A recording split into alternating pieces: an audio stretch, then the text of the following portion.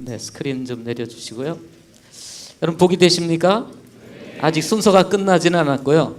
준비하는 중간에 제가 타임으로 나와서 잠시 오늘 성탄에 대한 메시지를 간단하게 전해드리고자 합니다.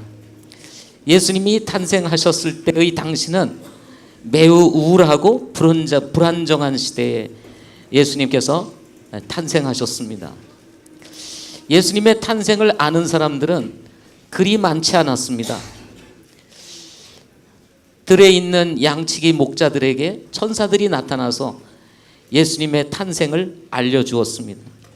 그런가 하면 별을 연구하던 동방의 지혜자들이 유대에 왕이 나셨다는 징조를 별을 통해서 알게 되고 그들이 유대 땅 베들레헴에까지 와서 예수님을 경배하는 사건이 있었습니다.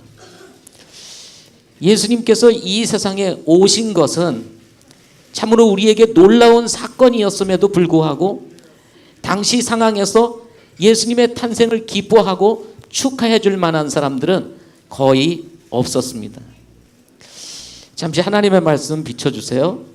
네, 누가복음 우리 2장 10절 말씀 한번 같이 11절까지 읽어보도록 하겠습니다. 시작. 천사가 그들에게 이르되 두려워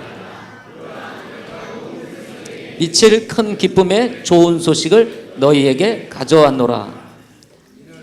이날 다윗의 도시에 너희를 위해 구원자 곧 그리스도께서 태어나셨느니라.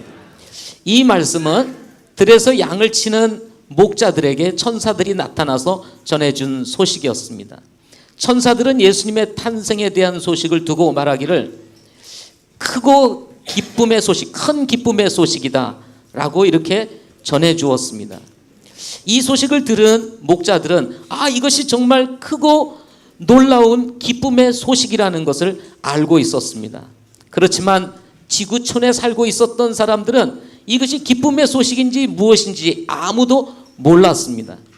그러나 예수님 탄생 이후에 예수님의 탄생이야말로 인류에 있어서 가장 놀라운 소식이며 기쁨의 소식이라는 사실을 비로소 깨닫게 됩니다.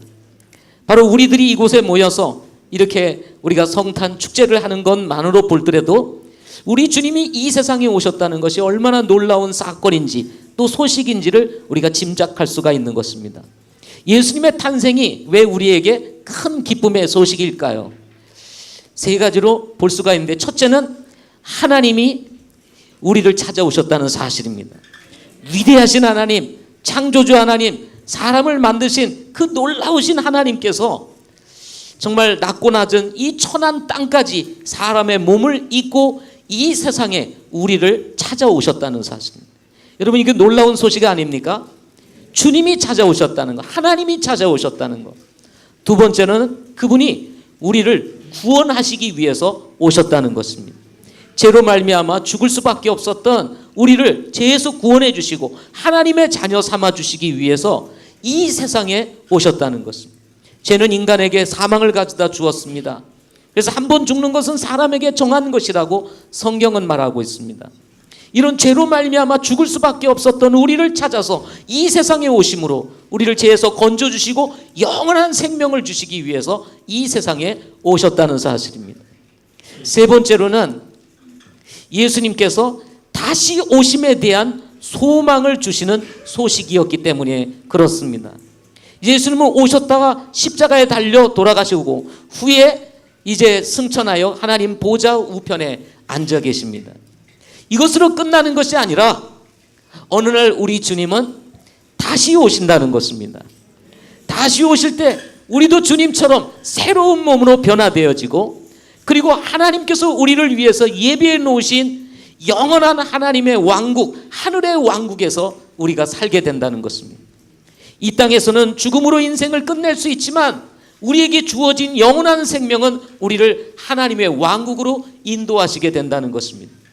이런 남들이 알지 못하는 이런 소망을 우리 주님께서 바로 아기 예수님으로 오심으로 인해서 우리에게 전해 주었던 것입니다. 따라서 오늘 오신 우리 주님이 여러분의 주님 되기를 바라고, 예수님의 탄생이 여러분의 인생에 있어서 중요한 탄생이 되기를 소망합니다. 아직 주님을 알지 못하는 분이 계시면 오늘 이 성탄 축제를 통해서 예수님을 만나고 구원받는 놀라운 역사가 있기를 소망합니다. 여러분 복된 시간 되시기를 바랍니다.